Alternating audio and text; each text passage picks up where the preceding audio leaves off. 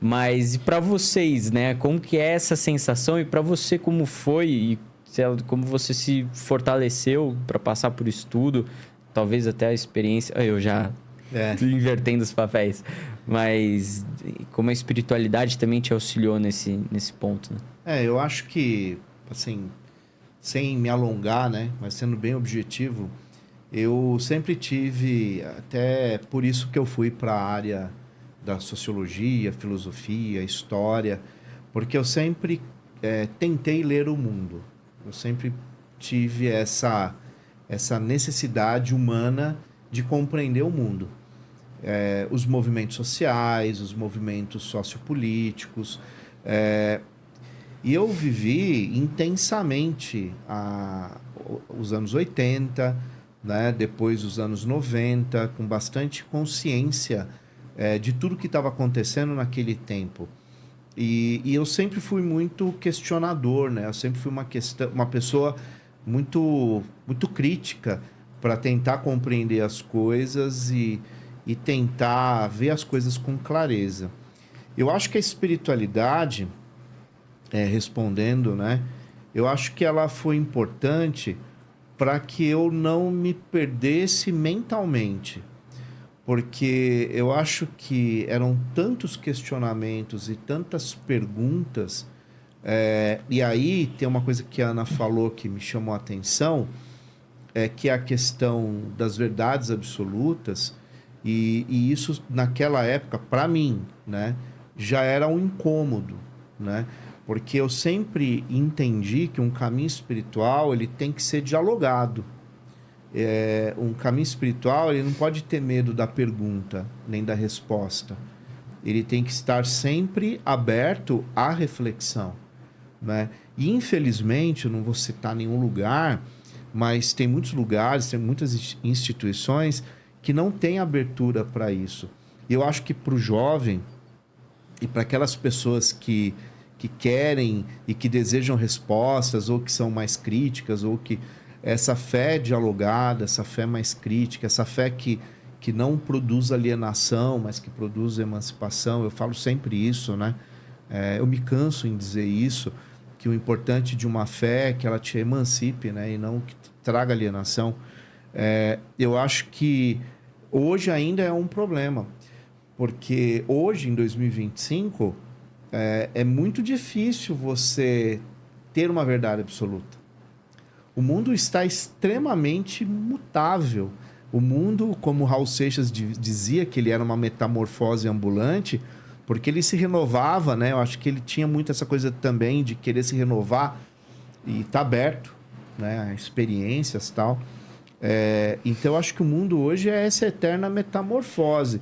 Então, tudo aquilo que é fixo, porque um dogma é fixo, né? O dogma é uma verdade absoluta e inquestionável. Ele é fixo. Então, uma fé que é dialogada, uma fé que abre a porta do questionar, mas sempre eu digo isso com muito respeito, porque qualquer tipo de pergunta você pode ter. E eu tenho condição de responder ou não, e até o direito de responder ou não. Mas essa comunicação, ela sempre tem que ser pautada em respeito, né? E até a resposta que eu não respondo, ela tem que ser explicada. Muitas vezes, né? Porque partindo disso, você também cresce. Então, eu acho que hoje, por que existe também esse afastamento, muitas vezes, de uma espiritualidade ligada a uma instituição? Porque as instituições, muitas vezes, elas sobrevivem pautadas no dogma. E a necessidade humana hoje de criar vínculos e caminhos espirituais alternativos é o que mais cresce no mundo. Isso é estudo. Isso é pesquisa. Pode buscar. As pessoas elas estão buscando cada vez mais caminhos espirituais e muitas vezes solitários até. Caminhos com total autonomia, né? Não estou dizendo se é bom ou se é ruim, até porque a gente está experimentando isso. E tudo que a gente experimenta, nem sempre a gente sabe o resultado disso, mas é o momento que a gente está vivendo, né? Então eu acho que ser jovem hoje é difícil como foi no passado, como foi no passado do passado. É um momento onde até biologicamente e do ponto de vista neural, a gente ainda está consolidando muita coisa, né? Então, por isso que é tão complexo, né? Não sei a Ana o que ela acha sobre... Porque a Ana está passando, né? Você não é uma ex-jovem. Ela tá no início dos 20 e poucos anos, né? Ela não é uma ex-jovem, né? Ela é uma jovem. Sou uma jovem. Uma jovem. Eu também. Você também, Muito Vini. jovem. Você Muito também. jovem. Não, o Vini, ele está indeciso. Eu não me sinto jovem, não. Eu me sinto um sente idoso no O corpo máximo de que eu jovem. puder Tô ser cheio de dor jovem, eu nas quero ser costas. jovem. Olha, existe uma transição profunda, né? De uma fase jovem para uma fase adulta, é quando você percebe que para você comer aquele pão, você tem que comprar. Então, Com o seu dinheiro. Ontem eu Sim. peguei o boleto de IPTU Então, aí você na se caixa sentiu- do correio. Você sentiu... Eu falei, e tem IPVA Adulto. pra pagar. Eu falei, nossa, eu não sou jovem, tô cheio de problema, ficando tá careca, vendo? barrigudo. É isso, cara. A vida tá batendo na Então, porta a hora cada que você vez. precisar ali, com o seu próprio dinheiro, comprar seu pão, e se você não comprar com o seu próprio dinheiro, você vai depender do outro, né? Ainda bem que você tem o outro para dependendo da circunstância, Sim, né? sim. Então é muito sério isso, né? Mas sabe o que é pior do que isso, Marcelo? O quê? Quando você tá nessa fase da vida que você já é, acho que dá pra falar, né? Dono do seu nariz, tá pagando as suas contas. E aí você vai dar umas cabeçadas, né? Você vai fazer algumas coisas que não vão dar certo, outras vão. Mas o pior é ouvir, eu disse de alguém. Nossa. Eu avisei. Eu disse. Tudo bem, você disse, você avisou, mas se eu não tivesse falhado, eu não ia aprender, né?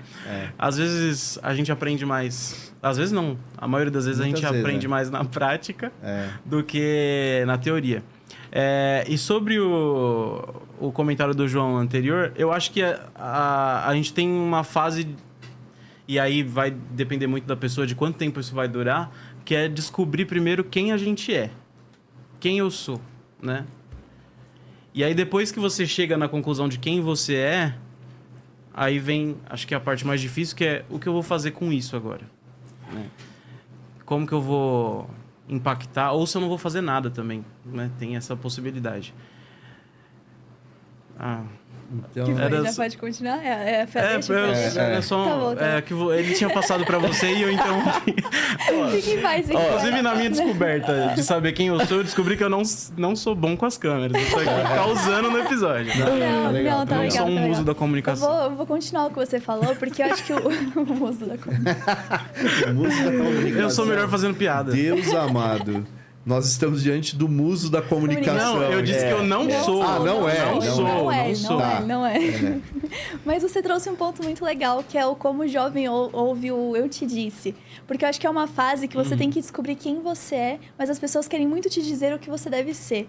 Desde a sua profissão que você deve seguir, desde o que você deve fazer, como você deve agir, como você deve falar, tudo. Então é uma fase que você vive muito, até a comparação, né? Você vê... Porque eu acho que assim, quando você tá no ensino médio, por exemplo, tá todo mundo vivendo mais ou menos aquela mesma vibe. As pessoas da mesma idade estão vivendo os mesmos problemas, os mesmos dramas, claro, com diferenças, mas você vive uma questão um pouco mais similar. Só que quando você entra nessa vida mais jovem, as pessoas começam a mudar muito. Até o seu ciclo social, você começa a ver, meu amigo tá fazendo X coisa, tá fazendo tal coisa. E vidas muito diferentes, e você começa a se comparar mais e vem aquele questionamento: será que eu tô fazendo certo? Será que eu tô no caminho certo? Será que eu errei tudo até aqui? Preciso começar do zero? Por mais que você tenha tempo, você fala: será que foi uma perda de tempo tudo que eu já fiz até aqui? Então eu acho que é um momento de você tem que se conhecer muito bem, porque é muito fácil você se perder em meio a tantas vozes que querem te dizer o que você deve fazer. Então, se você não tiver esse autoconhecimento, se você não souber, ou pelo menos ter uma noção da direção que você quer seguir, é muito fácil se perder no que os outros estão falando. Então, eu acho que entra muito nisso de como, às vezes, o suporte de uma religião, de uma espiritualidade, nem que seja uma espiritualidade não pautada numa religião, ou não pautada em uma doutrina específica, mas o como é importante esse momento para a pessoa se conhecer, ter o equilíbrio para poder tirar um pouco essas vozes do mundo exterior e poder focar mais na voz que está dentro da pessoa, né? Eu acho que é mais isso. E aqui eu acho que a gente tem que trazer esse assunto de espiritualidade para aquilo que há de mais amplo de espiritualidade, né? Porque ainda há um equívoco de achar que espiritualidade é só quando a gente fala dentro de uma determinada religião, né? Mas espiritualidade é algo muito, maior no sentido de conexões, né? Uhum. Conexão com a natureza, conexão consigo próprio, conexão com o universo, conexão com Deus, para quem acredita, conexão com as minhas bandeiras, né? Porque tem gente que tem ali um exercício tão profundo de luta, né? Com as suas bandeiras, com as suas pautas, com as causas que ele defende, que é um caminho, é um caminho. E é claro, quando você tem o autoconhecimento, é um ato de busca espiritual, né? De reconhecimento, de conexão, de totalidade. Então a gente precisa ampliar mais essa fala, né? Essa conversa. Não vincular apenas um caminho a uma determinada instituição A, B, C ou D.